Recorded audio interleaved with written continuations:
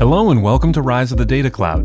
Today's episode features an interview with Dan Wright, President and COO of DataRobot. Dan has deep experience driving growth and operational excellence at disruptive technology companies like DataRobot, AppDynamics, LogDNA, People.ai, and more. In this interview, Dan talks about machine learning, neural networks, how to get value from AI systems, and much more. So please enjoy this interview between Dan Wright, President and COO of DataRobot, and your host, Steve Ham. It's nice to meet you, Dan. Great to meet you too, Steve. Now, you're out in California, and the company is in Boston, and that's kind of an unusual setup. How do you plug into the company from such a distance? You know, obviously everybody's remote right now, but we've been a pretty distributed company from the start. So we have a significant office in Tokyo, in Japan, significant presence in London and throughout the United States. And obviously the headquarters, since the time the company was founded in 2012, has been in Boston. But we also do have a significant presence in the Bay Area where I'm located. And over the course of the last year, acquired 3 different companies in the Bay Area. So we had a critical mass. I also have a personal connection to Boston. I lived there for 3 years before moving out to California, where I'm from originally. And then Jeremy and I hit it off immediately and kind of knew that we could work together, notwithstanding the distance. So it's been really good. And I come, to Boston when we can travel, and he comes here, and it works pretty well. Now, you joined DataRobot as president and COO early in 2020. Previously, you were the COO at AppDynamics, both when it was an independent company and after it was acquired by Cisco. What's it like to get back into the startup world? It's amazing. I have a real passion for company building and also for bringing new technologies that just have a ton of value to customers to market. And I love that at AppDynamics, and the opportunity to do it again now with DataRobot has been really energizing for me, exciting for me. And this technology that we have is truly unique and helps to unlock the power of AI, which is significant and will become more significant as we go. Yeah. So it's been, great. I joined the company in January, and I've loved every minute since I joined. Yeah. Is this your first time as an executive of an AI company? Have you had to have a crash course in machine learning? Yes and no. So even when I was at AppDynamics, both pre and post mergers, there was machine learning actually built into our product. So I was definitely familiar with how it works, and then also the power that it can bring to customers in terms of automating traditionally manual tasks and speeding up both the path to value and to resolving pain points in the enterprise. And I had familiarity. At the same time, DataRobot is a unique company. It's end-to-end enterprise AI. It's all we do. And so that is a different ballgame. So had a good foundation to build from, but have obviously learned a lot since joining back in January. Now, DataRobot's value proposition is based on the idea of automated AI. What does it mean to automate AI? If you could walk us through how people use the platform, that might help.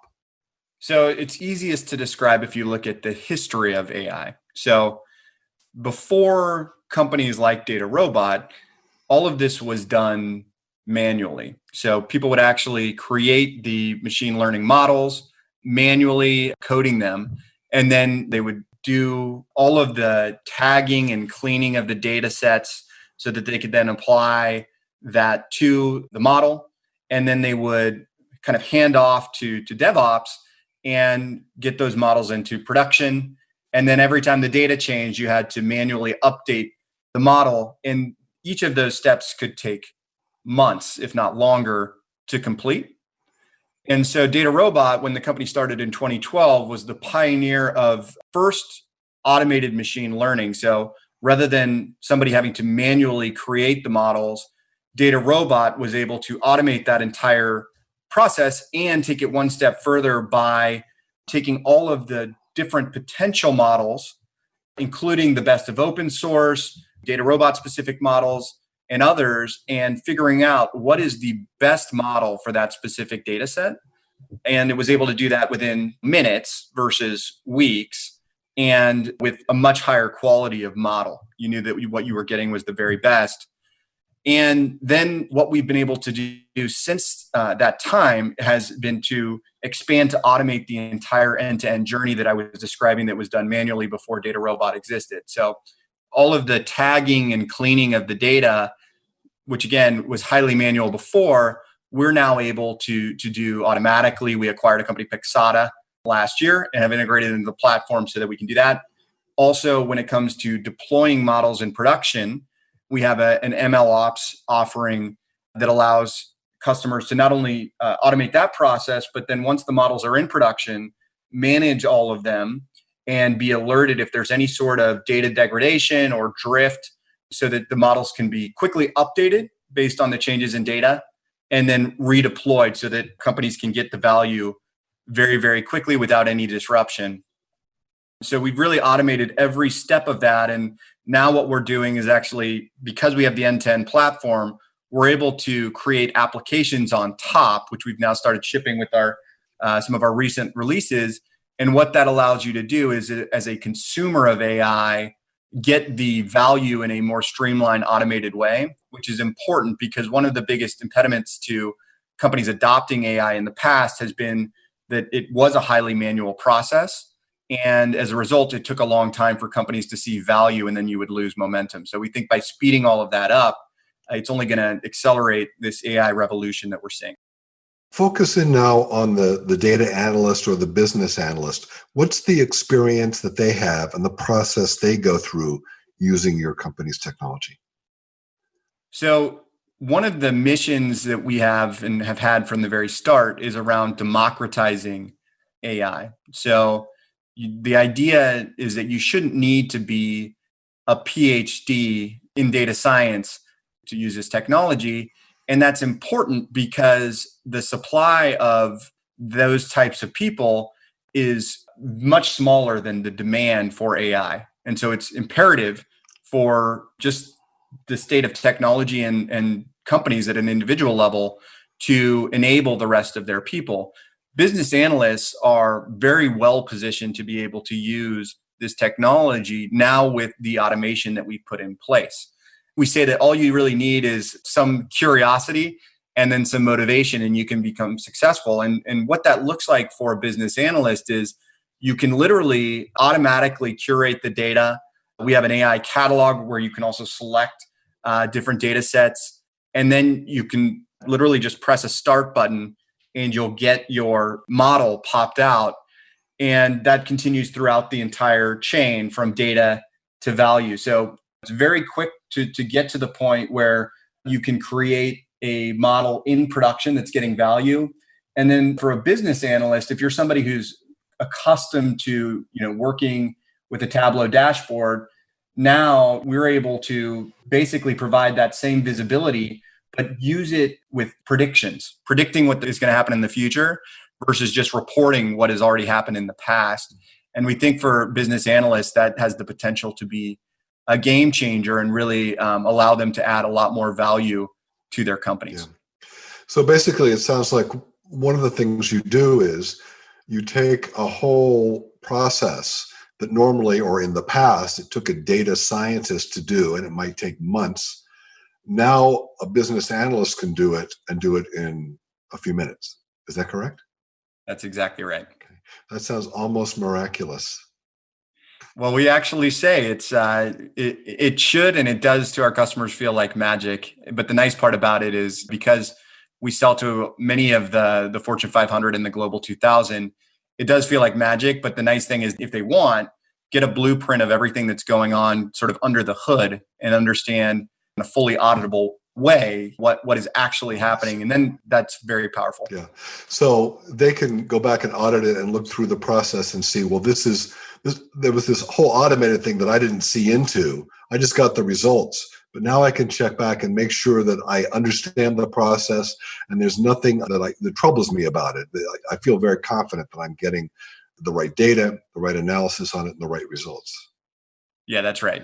And that's important because what we've seen is at an executive level and business analysts, others, they understand that this is a massive sea change that is going on in technology. There's all sorts of stats out there. There's a recent IDC report that found that spending on AI systems is going to increase by 31% in 2020 from 2019. Mm-hmm. And PwC forecasts that it could contribute 15.7 trillion to the global economy by 2030. So the value is very clearly there. But to unlock that value, especially for many of the largest banks, the largest healthcare institutions, and other heavily regulated entities, they need to know that what's going on under the hood is fully auditable and that they can actually trust their AI. And so we built that in from the very beginning, and I think is one thing that differentiates us out there in the market. I think about C-suite people. I mean, I'm sure they're not your core user, but do CEOs, COOs, are they able to use the tool as well? Yeah, they can absolutely use it. And we are seeing a lot of demand for that. So I would say because of how strategic this is for companies, where they realize that they're sitting on more data than they've ever had in the past, and that there's tremendous value in that data, but they need some way of automating the application of data science to that data in order to unlock the value, that there's tremendous demand. And now what we're able to do is show them the value that they're getting in a pretty unique way. So we have dashboards that show what are you actually getting in terms of ROI based on your different AI use cases. And that facilitates gaining a lot of momentum in these companies. Because again, once people see the value that they're getting, it becomes just very exciting. They want to do more. And then that speeds up adoption. And it also, for us, just allows us to have great conversations with our customers. Just earlier this week, I was talking to one of the most senior executives at one of the largest healthcare companies in the world. I also talked to another senior executive at one of the largest banks in the world. And we're having strategic conversations with them about, hey, they want to become an AI-driven enterprise, and they don't want to go after a single use case anymore. They want to go big and have this really be how they operate their companies going forward. And the visibility that we provide is a key part of that. Earlier this year, DataRobot announced some major new capabilities for the platform. Let's explore a couple of those, which I find particularly intriguing. If you would, talk about automated deep learning. Yeah, this is a really interesting topic, and I think an exciting new addition to our platform. So first, I think when you think about deep learning, it's important to understand what is the difference between deep learning and machine learning. And it really comes down to how the data is presented.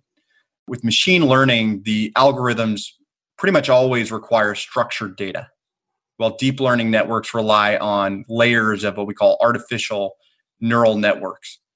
And so it just enables much more rapid and natural insights. And so with this new platform, we're really unlocking some pretty exciting new applications of the technology that had never previously been possible. And we did that by, as we've kind of taken the approach in the past, leveraging the best of open source technology, but also applying kind of enterprise curation and the security that we built into the platform to really help customers. And so that's been really well received by our customers so far, and we're pretty excited about where that's going. And we've now got this new suite of deep learning approaches that are 100% ready to deploy in production. And we built them, again, from the ground up using this architecture that improves performance and accuracy. And we've managed to improve top model accuracy on 8% of data sets, for example, in our repository of internal benchmarks. So again, more automation, more accurate models, and that adds up to value for customers. Yeah. I think it might be helpful if you differentiate between machine learning and deep learning. There's a significant difference, and I think not everybody understands it. So could you do that? I think that the biggest thing to understand with the difference between deep learning and machine learning is machine learning has been around for a while. So I mentioned that even before DataRobot, pre-2012, there was machine learning. It was just done, manually. Deep learning is sort of an emerging field more recently than machine learning. And some of the barriers around it have been the same as machine learning. So having highly manual process in order to apply deep learning. But then also it's incredibly expensive and time consuming. I would say even more so than just other applications of machine learning. And now what we've been able to do is we've been able to make deep learning models easy and simple. Yeah. So we significantly boosted our deep learning capabilities. We powered this by a new Keras-based model framework from which DataRobot recently secured a provisional patent. And we've leveraged open source projects like TensorFlow and others and created a new suite of deep learning approaches that are 100% ready to deploy in production. Yeah. So I would say the biggest difference with deep learning is, again, it's sort of a newer emerging area. And in the past, I would say even more than machine learning, deep learning has been practiced by a very small subset of the population. And now we're enabling a larger part of the population to use deep learning by just simplifying and automating the process, which again is core to our mission at DataRobot. Yeah. That's helpful. Now, visual AI, talk about your new capabilities there. Yeah, I'm really excited about this one. And the headline that I would say for this one is it unlocks so many applications in so many industries for so many different use cases. And I'll give a few examples of it. First, what it is at the top level is we can literally take any image and provide the application of machine learning to that image. And how does that actually translate in practice? Well, retailers can use computer vision to improve customer experience, detect when a product is out of stock on store shelves, and even watch for suspicious activity to help with theft or loss prevention. Yeah. Manufacturers can use visual AI to identify product defects in real time. So rather than having to wait, a manufacturer ships a product and then they found out there's some defect and then you've got to do some massive recall, which can cost millions of dollars. You can be alerted to that before that release ever happens and avoid just an incredible amount of cost. We do that by monitoring all of the parts and components as they come off the production line and then feeding those images into the model to flag potential defects and avoid problems further downstream. Oh, that's really interesting. And I can give a couple more examples. I think it would be great if you would, yeah. One that might be particularly interesting, just given what's going on right now, and I found very interesting, is with healthcare. So healthcare providers can use image-based neural networks to automate the examination and diagnosis of health issues. So from MRIs, CAT scans, X-rays, all of that had to be done by humans in the past using the human eye. We're now able to apply AI to that analysis, which results in it being much faster and with a much lower error rate. So you can understand, I think, at a really human level, the impact and the power of that technology. I remember not too many years ago when the big new innovation here was to send the MRIs and the other images to India overnight and have people there examine them and send the results back. But now you can do it with AI probably in seconds rather than an overnight process. That's right. That is very, very cool. Now, there are a lot of AI companies out there, and it seems like there's a race going on among them to broaden their platforms and become one-stop shops for AI-based analytics. And you mentioned at the top that you've made several acquisitions there in the past months. How do you see things going? Is it going to be a lot of best of breed, or do you see that you think there are going to be a lot of kind of one-stop shops companies out there? Yeah, it's a really big opportunity when you think about AI. I mentioned the PwC stat that 15.7 trillion is estimated to be contributed to the global economy by 2030. So when you have a market opportunity that's that big, and it's very clearly here, it's going to be a noisy market. And of course, this one is.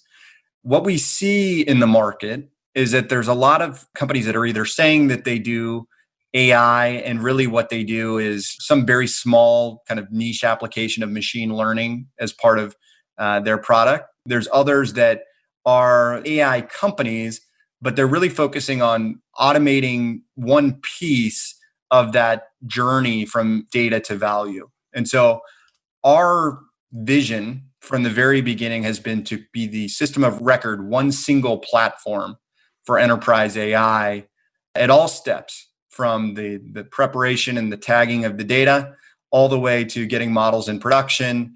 And then we talked about applications, et cetera, and enabling these decisions that enterprises need to make based on their data in an automated way. And I think what we've done now is, through both organic development, and I'm always blown away with what our product team continues to release, some of the features that we just talked about, and now with visual AI and deep learning, those are great examples of that. But we've been able to push the state of the art and really establish ourselves as the end-to-end enterprise AI platform and the leader in the industry. And I feel really good about where we are in the market. We were a first mover. We were the first to do that. I always credit Jeremy's foresight. He was one of the top data scientists in the world. He was running data science at Travelers Insurance, so he had a unique vantage point to see this trend coming. He moved quickly, and then the company has been very aggressive. We've invested hundreds of millions of dollars to creating this technology and bringing it to market. And now what we think we have is an opportunity now to really accelerate, because we have every piece of that end-to-end platform, and that is really differentiated. And now we're in the position where we can go into what we call modelless AI, which is with these applications and enabling decision-making for consumers of AI very rapidly. And there's a very big market for that out there. Yeah, it's really sunk into me recently how in our economy and the business world these days, that concentration of power and revenue growth and profits really is focusing in on just a few companies. Like, I was looking at a mutual fund that was the S&P Growth Fund, and basically the top 10 investments in that company were all tech companies. I mean, in that mutual fund were all tech companies. And it was all, it was Microsoft, it was Google, it was Facebook, it was Amazon, of course. And when I think about the world of the future, you could say a lot of the profits and a lot of the revenue, a lot of the dynamism in the world is going to come from 15 or 20 companies, not from 500. It's a remarkable moment. And I also think Snowflake has an opportunity to be among the important technology companies. I couldn't agree more on both of your points. I think we are in a very unique and exciting time. I think when you look at the Fortune 500 and the Global 2000, the winners for the next generation are being defined right as we speak in technology. And obviously, I mentioned that I feel we're well positioned, but I totally agree with you on Snowflake. Just an amazing company. And I think that the sky is the limit when it comes to Snowflake. Well, I know you're new to the company, but if you could describe kind of the partnership with Snowflake, when did it start? What kinds of stuff do the companies do together? So I had been familiar with Snowflake, obviously, before I ever started at DataRobot. And when I joined, I was very eager to understand where we were in our partnership, because I saw a lot of potential there. Obviously, Snowflake being the system that more and more customers are using to store and manage their valuable data, and DataRobot allowing companies to apply data science in an automated way to unlock the value of that data. You could see the synergy even as someone who is new. And as I dove in, I think there's just an incredible amount of potential for the partnership. Snowflake is DataRobot's #1 data platform partner and one of our most strategic partners. And the valuable data that you have, you can now leverage machine learning and give customers a pretty differentiated experience. And so we've really leaned into the partnership. We focused on 4 different areas in particular. One is on product integration. The second is on customer marketing. The third is on our joint sales go-to-market, which I've been very closely involved in. And then also with the executive team alignment. And Jeremy and I have regular contact with Frank, but also with Chris. And that partnership is really, really good. So that's Frank Slootman, the CEO of Snowflake, and Chris Degnan, the Chief Revenue Officer you're referring to. Yes. Yeah, exactly. So get a little granular here. Describe a scenario for a customer using Snowflake and DataRobot together, and what kind of what kind of value do they get out of it? Great question. I'll give an example. So one that I really like is with Beacon Street Services. So Beacon Street was able to work with DataRobot and Snowflake to optimize their subscription campaigns. And they're on track now to add 15 million in additional sales directly attributed to their work with Snowflake plus DataRobot. So to me, that's one example just showing the value and the power of what we can do together. 15 million in additional sales, that will move the needle for almost any company. There's another example that I'll give, which is Harmony. Harmony leverages DataRobot and Snowflake to maximize the value of its data science teams. As a marketplace lending platform, Harmony uses both technologies together to gather, understand, and use their critical data in a way that informs their entire customer journey and makes the experience really delightful for their customers. Yeah. So as we speak, we're in the middle of the COVID crisis, which is putting incredible stresses on many companies like never before. How is it affecting DataRobot and your customers? It's impacting every industry and every business. Our customers are not immune to that. And we feel that we have a unique ability and an obligation really to help them navigate through their digital transformation during this time. And across the board, we're seeing companies that are looking for ways to empower their people to be as productive as possible, even as the ability to provide additional headcount may be more limited just based on the current environment. And so there's been a massive push to automate as many workflows as you possibly can, and also to understand how should I think about my business decisions now that the world has changed so much. So whereas before they already understood that the world changes rapidly, your data changes rapidly, and so you do need to automate the application of AI in order to keep up with those changes. Now all of that has been accelerated, and the world is changing massively from day to day and week to week. And so we're helping companies not only keep up with that, but actually get in front of that. We're seeing all of the trends that are happening right now, from the changing economy to the shutdown of physical businesses to the move to online purchasing, really accelerate some of our interactions with our customers. And the other thing that we've been trying to do, in addition to helping with customers more at a company level, is we do think it's an opportunity for AI to help at a sort of country and a global level.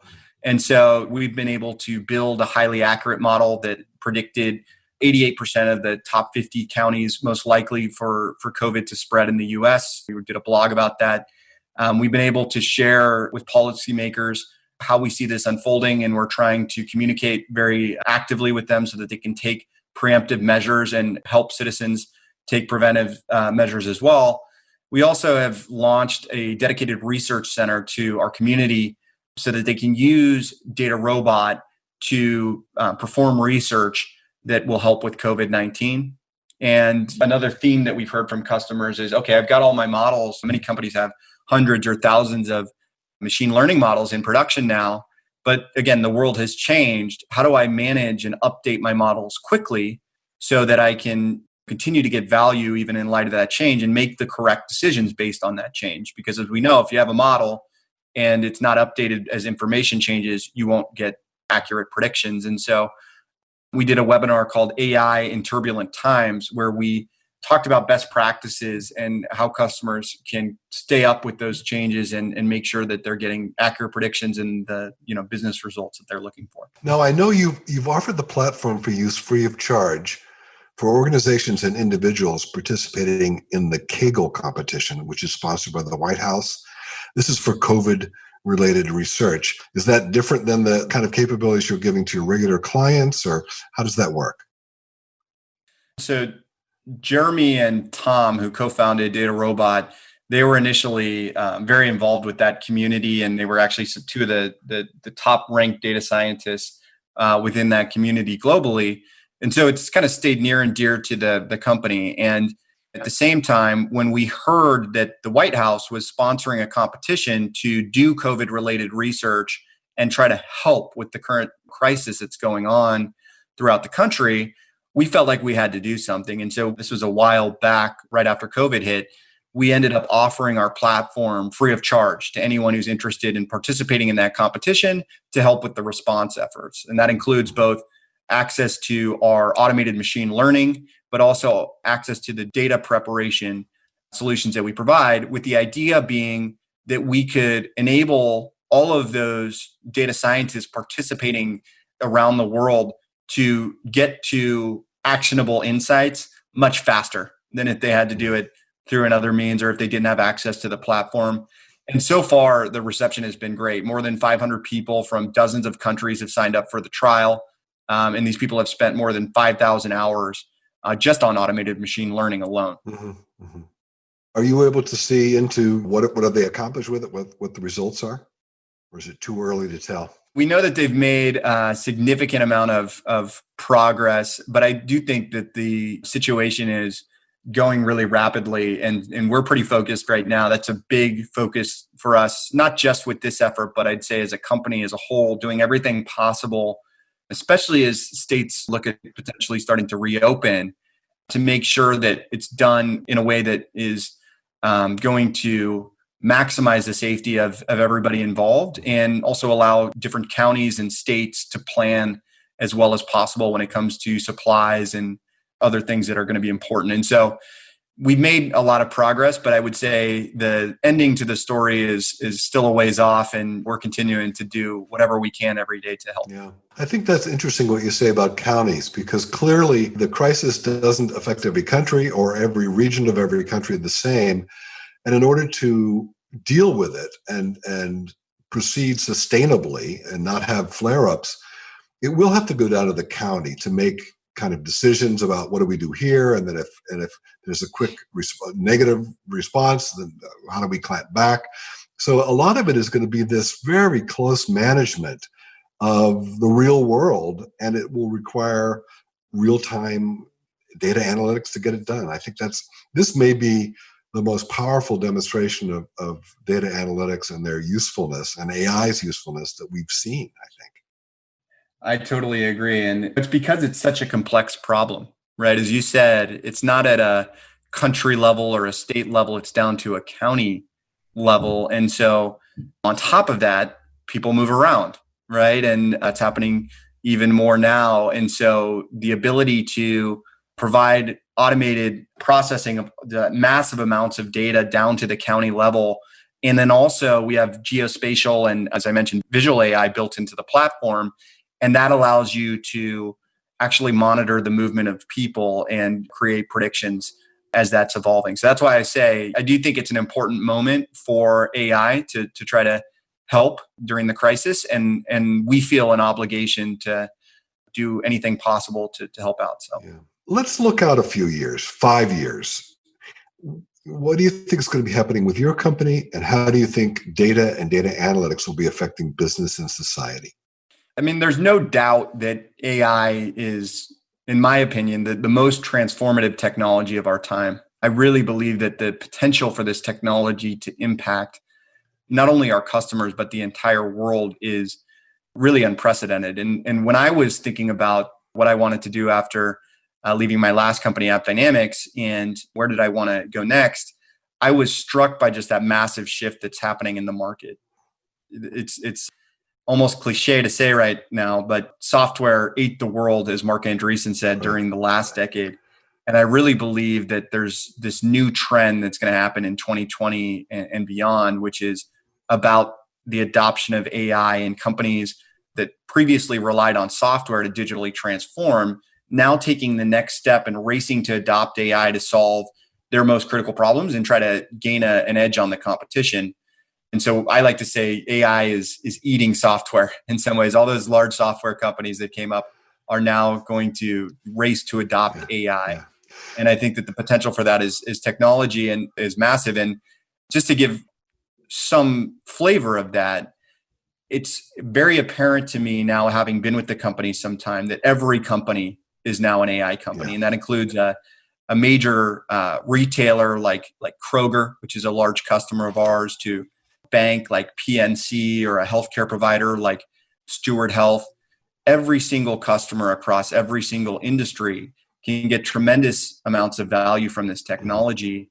And once all these models are created and they're in production, then you have to have a way of managing them all. Right. And so I think we're uniquely positioned to not only help with the adoption of AI, but the management of all those models and all of that data, especially when you combine, DataRobot with a partner like Snowflake. So I see, I would say, a very large market already expanding rapidly over the next 5 years. And I, do feel like we're in a position to emerge as the leader in that market. And that's one reason that I joined. And it's very exciting for me when I look into the future. Yeah. It's amazing to think the libraries of the future might be AI models. I mean, with literally millions and millions of models kind of sitting on the shelves waiting to be used. Yeah, I mean, that's right. And I think the beauty of that is, in my mind, it allows for a lot of freedom for humans to do the sort of highest level work that they can do, and also frees up mental space for creativity, right? I think we've all felt at a personal level, I know I have, that there's just so much data nowadays, and how do you even manage it all? And for us, the real opportunity is, even at a personal level, allowing people to automate some of the more manual tasks and just the decision making that can result in a lot of fatigue and inefficiency, and enabling people and companies to use those insights, which they generate automatically, to make better decisions, which will then free them up to think about, okay, what else is possible now? Yeah, really interesting. When you talk about AI eating software, so there might be much less of the kind of the drudge work of coding to be done. And that frees up people with brains and creativity to be analysts and to be inventors. So it really does. I mean, it's a tremendous flipping from essentially manual labor into automated labor. And I think that's really going to make a huge difference as we go forward. Yeah, exactly. We talk a lot about empowering human and machine intelligence. Right. There's things that AI can do that, frankly, people don't want to do and aren't best positioned to do. And we can automate a lot of that. And then what it enables and empowers people to do is things that humans are A, better at, and B, they enjoy doing more. So I think if you can do that, it really paints a picture of a bright future in front of us. Yeah.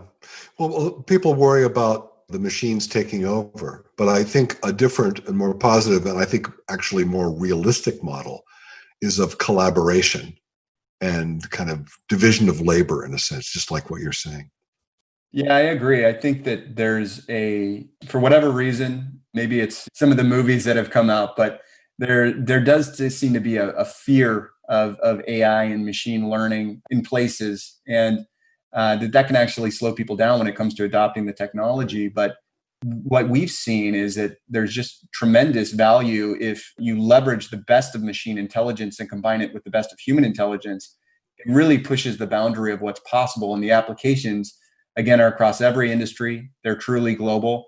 And we try to reinforce that at every opportunity. We even have our mascot is a very friendly looking cartoon mascot, which my kids love. They love their DataRobot t-shirts. Yeah.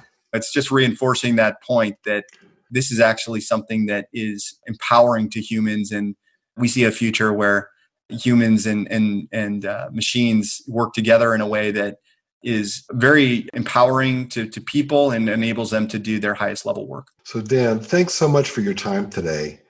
Your stories and insights about what you do with AI, what you do with data, what your customers do, what you enable them to do. It's really been fascinating and, in fact, really exciting for me. Well, thanks so much. I've really enjoyed the conversation, and we're very excited to continue forward and obviously very excited about our partnership with Snowflake. So thank you again for the time. That does it for this episode of Rise of the Data Cloud. Thank you for listening. This episode is brought to you by Snowflake. To see how you can get secure and easy access to any data with near infinite scalability, visit snowflake.com.